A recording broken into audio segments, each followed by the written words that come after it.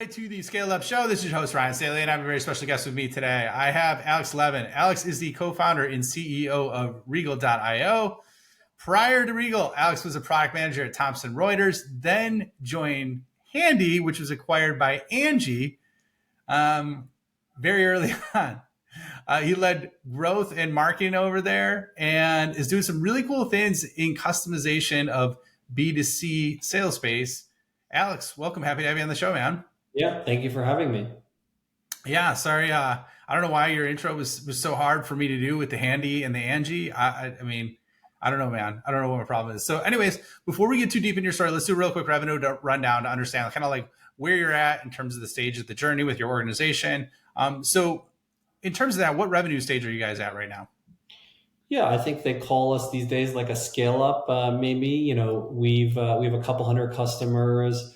We've raised quite a bit of money from venture capital, and have been growing quite quickly.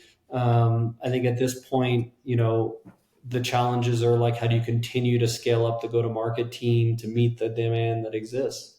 Yeah, true, man. Very true. So, what series are you guys then in terms of the raised level? Are you A, B, C? Yeah, I don't think we've sort of disclosed all of our fundraising, but like, yeah, we've raised called more than $50 million, so quite a bit of Okay. money. Yeah. So you got quite. So you're definitely in that stage. So what's your primary go to market in terms of customer acquisition and revenue growth? As a company, we sell into contact centers, and it's a traditionally sort of slower sales cycle, if you will. And what works well for us is we have a lot of organic sort of referral type, sourcing because people use us, like us, and then recommend us. We see quite a bit of success in conferences. Like that's a good way for us to meet customers, build trust. Uh, Definitely, we have an outbound BDR motion that works well.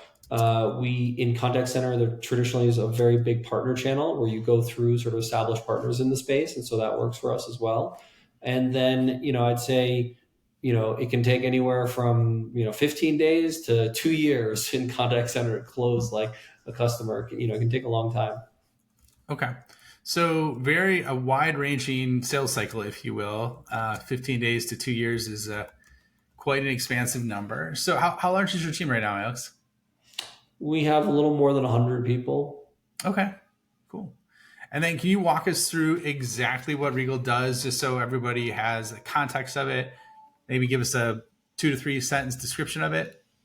Yeah. So, if you're in a contact center environment today, this will all make more sense. But, what happens often is in more considered industries like healthcare or education or local services, you know that you need to engage the customer, have a conversation with them. So what you do is, you might find somebody who's looking to come to your school and call them.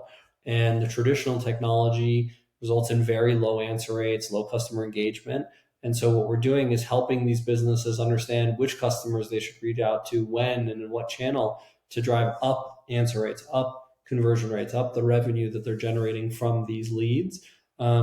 It's very different than a B2B motion, right? Because B2B it's like a $50,000 sale or something, and you have a very expensive salesperson that does it. In the industries we work in, it might be a $500 sale, and you have to have a much higher velocity, much more efficient motion to be able to have a sales team that's going after that. And when we're working with our customers, I'd say their sort of ask tends to split into one of three things. Like either they really want to increase their connect rate, like find a way to get more people on the phone, or B, like increase conversion rate because they're connecting with them but they are not converting enough, or C, like have a better infrastructure for A/B testing and iterating and trying new things. So sometimes it's all three, but often falls into one of them.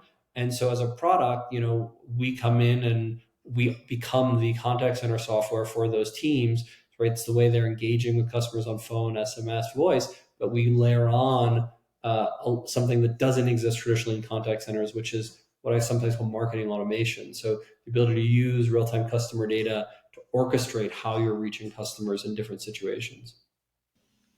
Okay, that makes a lot of sense. And it's funny because like if you look at most of like the product led growth approaches, those are for lower dollar value sales, but I don't see it very often applied for the sales side, right? So I assume you're cooking with gas. Has the market been like hyper responsive to it, or is it a lot of educating to bring them up to speed on what's involved with that, and then training of their teams, or what's kind of the response that you're receiving on Yeah, that? I mean, certainly Regal is one of the faster growing companies, in this space. I think we went from 0 to 1 million in AR in 6 months. Then we hit 3 million in the first year, 9 million by the end of the second year. So, there's a business here. I think, you know, the larger the customer in contact centers, the slower moving they are, you know, because they have hundreds and hundreds or thousands and thousands of agents in a contact center tool. So if they're changing, it's not just changing the software, but changing the workflow of all of those agents. So there's certainly, like, as we move into more enterprise level customers, the deal cycles do slow down. But, I think it's been sort of very good response so far. Well, yeah, I mean, if you hit 9 million, you say 9 million at the end of year two, or was that the end of year three? Too. Two, that's amazing, man. So, like, let's dig into that, and then I want to dig in the agent aspect a little bit deeper. So, what led to that success, and like, how did you scale so fast from 0 to 9 in 2 years? Because I think that's amazing, man. Yeah, I think, like, some of it certainly is weird luck. Like, we were, we understood the challenges that were happening, and at the right time had products that would help our, this type of customer drive better outcomes. But, in terms of the things that we had control over, the first 3 million, like, I sold myself. Like, there was no sales team, like, it was just me. And so I think using founder-led sales for a while really does have an impact, making sure that you're sort of really understanding what the need is. And then, as we sort of built out a sales team, we brought on sort of folks that were able to build out what was initially, as a relatively middle market motion. And we've since now started to move up market in a more sophisticated motion. But, understanding, like, having, run contact centers, understanding the pain point, really making sure we were linked to a revenue number as we were selling the product was part of what made it, quick to sell.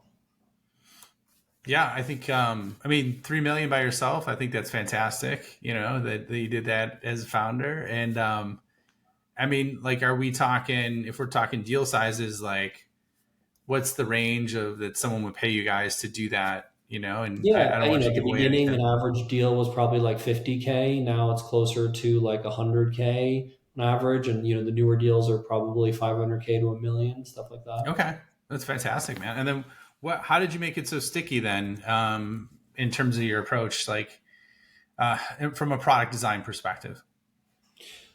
Yeah, I mean, so first of all, again, we're in a category that is traditionally sticky. So something like 60% of contact center seats are still on-prem. They haven't even moved to the cloud. So, once you have somebody using your software, they shouldn't switch. I think, what we try to do, particularly in our world, is make sure that our customers are getting a lot of value from the product, right? Driving a lot of incremental revenue from it, which makes it harder for them to want to go somewhere else. And, we do have a very differentiated feature set around this outbound journey builder. And so if people are getting revenue from that product specifically, they can't go somewhere else to get it. Yeah, that makes sense. And I assume there's a lot of upskilling that needs to happen. Are most of the contact centers, are those offshore, or are those in the US that your clients have, or what does it kind of look Yeah, so like? there's about 16 million contact center seats, around. We focus on the few million that are outbound. While sort of the majority of contact center seats are abroad, the outbound ones tend to be in the US, because for something like sales, you tend to want to have a native speaker, somebody who's a bit closer to your customer. Okay. So let's shift gears a little bit. I mean, you mentioned agents in terms of, like, obviously the agents operating in the contact centers.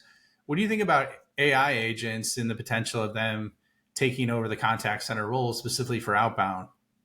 Yeah, I mean, it's definitely not the thing that's going to happen first, because it's a more complicated conversation. Like I said, it's part of why, like, it's been more US agents rather than abroad. But, it'll happen eventually. I think the question is just how, whether on SMS, on text or on voice. We see that eventually coming for, outbound as well. So, we've started investing in how to do that for our clients. I'd say the state of things is it's improving quickly, but it's not there yet. Like, there are still enough issues with, like, talking with a voice bot, particularly, that It's not quite good enough. But, give it 2 or 3 years, it'll probably be there. And then like, the roles within a contact center will shift drastically. Like there won't be as many agents, like there'll be more people doing escalations and handling exceptions and managing the bot, but fewer agents actually on the phone.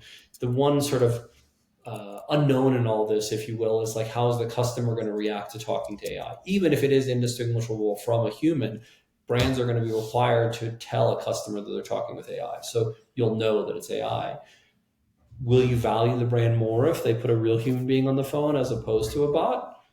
Or like, do you not care as a customer because a bot will be constantly available, and so like you won't have to wait for them ever? I don't know. Unclear like how customers are going to ultimately react.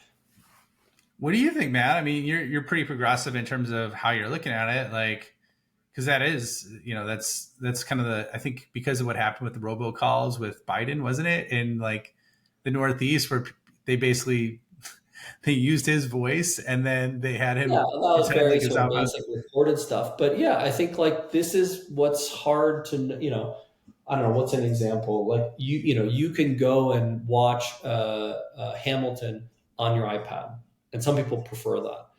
But people are still paying quite a bit of money to go in person and see Hamilton live and see with the original cast. Like, is there any actual difference between seeing it on the screen and in person? We're seeing the same thing, but people value the in-person one more and are willing to pay 10x the price probably for that right. So, as you think about like how brands are going to decide to interact with customers, I think you'll see something similar, which is that there'll be better and better sort of bots that allow sort of first level support, but you're still going to want to differentiate for the best customers. I think there may be a turning point one day where the bot is actually better than the human, and so like then the like rich will want, the highest quality customers will want the bot, not the human. But we're not there yet. Like I don't think we're quite in that place. I love that example of Hamilton live versus like on your iPad or Netflix. I think that's well, not Netflix, but streaming, if you will, right? So like I think Yeah. that's a good concept and it makes a lot of sense. With it's a good descriptor, right? Because that is very true.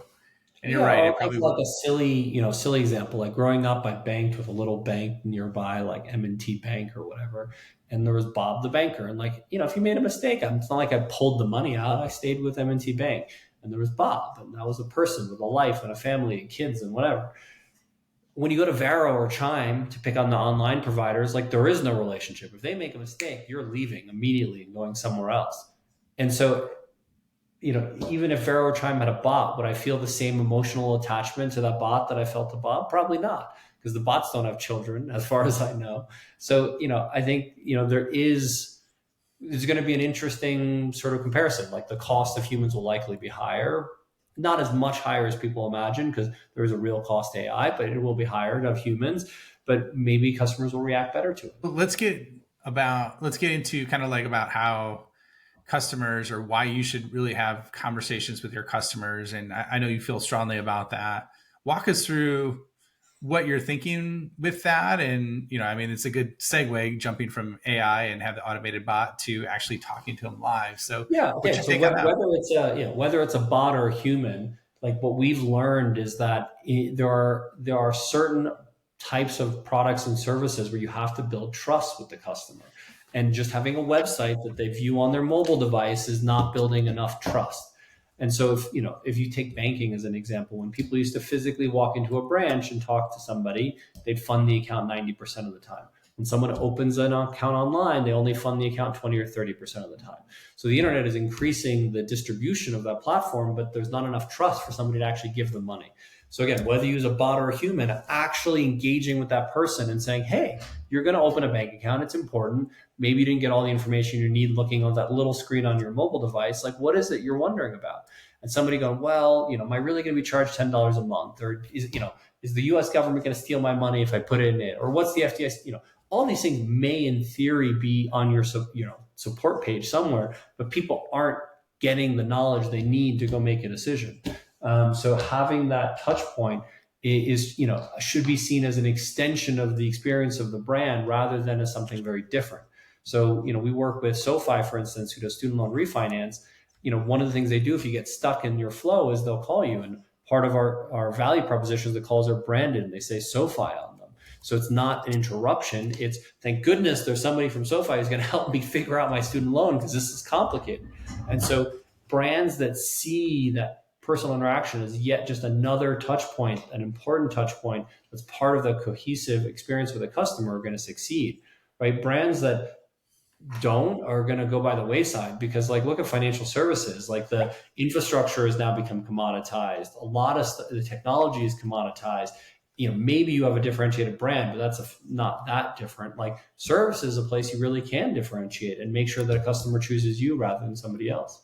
Mm-hmm. Okay. And how do you, I think that makes a lot of sense. And there's some examples I could give specifically that I'm seeing right now.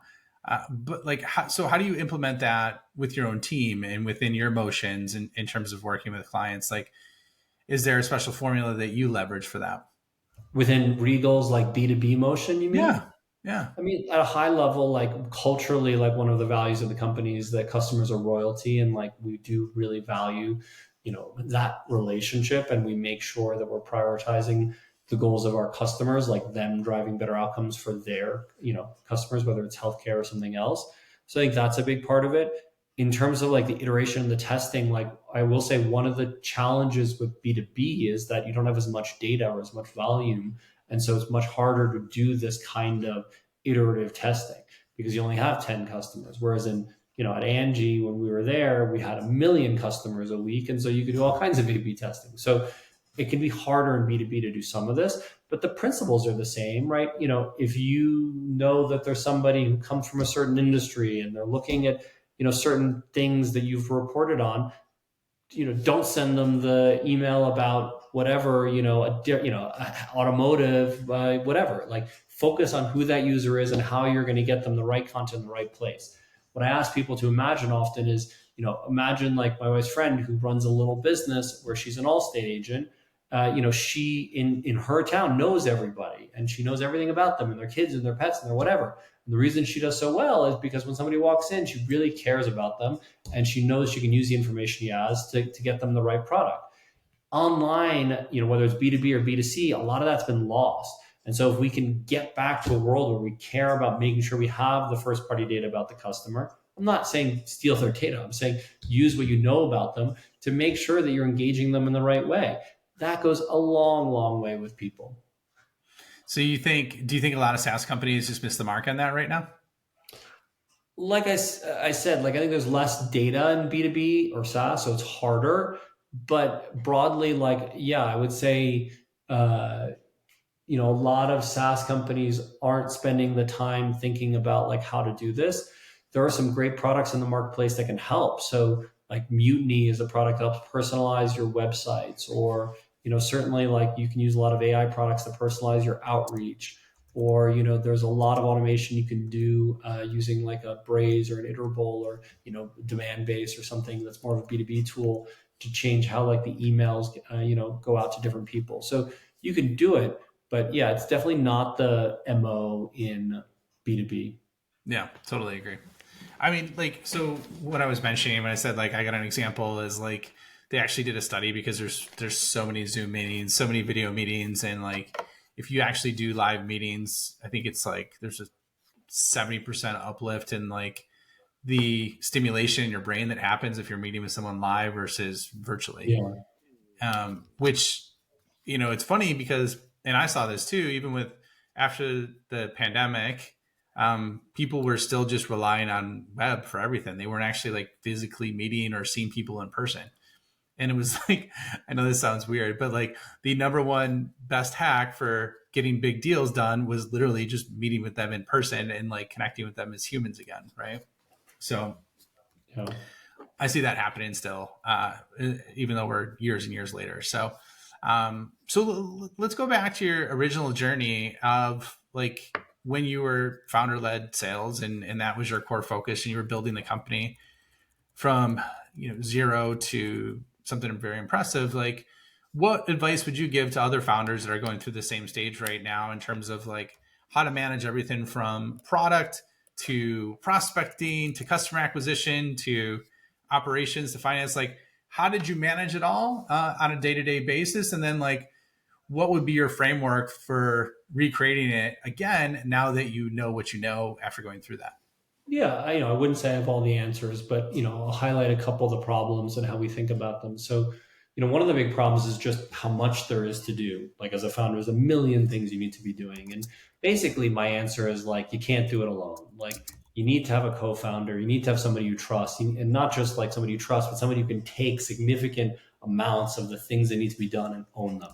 So like I'm lucky. I have a co-founder where she runs part of the business and I run part of the business, and we can run very independently and not have to look over each other's shoulders. I don't know how I would do it if it were not that kind of setup. So you're not going to find that person on Reddit. Like you're going to build relationships with a real human being over time and hopefully find complementary skill sets so you can start a business together.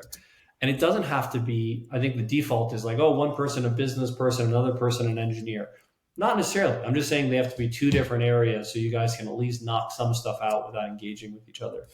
I'd say another big challenge with these businesses as they grow is how do you move from a world where you as a founder are the only ones in the business and you can create all the urgency in the world to now you have a bigger team, and like how do you create that accountability and urgency across the team? And if you like read the biography of Elon Musk or something like that, he's insane. Like he wants to like have everybody sleep on the floor of the office or the factory until the thing is done. Or if you hear about Facebook in early days when they had a project that they needed urgently done, literally Zuckerberg would say, okay, campus is shut down. You can't leave. You have to work on this. And like if your families want to see you, they got to come here. Okay, I'm not saying you have to go all the way to that level of urgency, but you have to have some way of making a wider group of people believe that this is something important. And the reason is this: like if every day you're coming in and solving hard problems and solving more of them, like your company is moving forward. If you're either not solving hard problems, so like it was easy today at work, or you're not solving them fast enough, that's giving room for somebody else to catch up. And in a startup, the single advantage you have is that you can work faster than other people and more efficiently than other people, right? You have disadvantages in every other area. So, you need to find a way to create that urgency, whether it's through how you hire, how you motivate people, how you compensate them, how you communicate. Like that's critical. And then I'd say the other piece is I think a lot of people are too hesitant around what they think they need to have done to take it to a customer. Like the famous line is like, you should be embarrassed when you show a product to a customer. It's true. Like if you're waiting until you've built the perfect thing to take it to a customer, one, you've built it wrong. I can just guarantee you. And two, like by the time you build it, like the customer is going to have other needs. So instead, like figuring out how you understand the customer's needs and build the smallest piece of that you can. Maybe it's not even an engineering thing. It might be a hack together thing, or it might be a screenshot that you put in a deck in order to get their feedback and start understanding, and then get them using a little bit of it and see some ROI. Like that's critical. And so I think companies that succeed are the ones that figure out that loop. And actually, the way I often put it is that they fail fast and they fail a lot. And people are surprised by that. Like, why would a successful company fail? Well, actually, like the successful companies are the ones that set it up so they can constantly be failing on small things and iterating and moving forward. The unsuccessful companies are the ones that are so hesitant to try anything and fail that they make big movements. Well, either they make no movement and they die, or they make big movements, they're wrong, and then they die. So you don't want to be the one that fails a few times. You want to be the one that fails small a lot. Yeah, I like it, man. No, it definitely resonates. I just heard another founder talking about it, and he's like, effectively, like with your product, like you want to invest like 100 hours, 10 hours for 10 different tests, if possible, right? In terms of iterating and trying what it is until you find what really works, right? And that time isn't wasted time. That's invested time in understanding what the right way is, right? So yeah, I really like that. I think that's some sage advice. I think that's really strong. Unfortunately, we're up on time. So where can people find you? Where can they find out more about Regal? And then we'll wrap things up, man. Sure. So find out more about Regal at regal.io, and you can always email me at hello@regal.io. Awesome. Well, thanks for being on, Alex. This was great. Went by really quick, covered a lot of ground fast, and appreciate you being on the show, man. Thank you.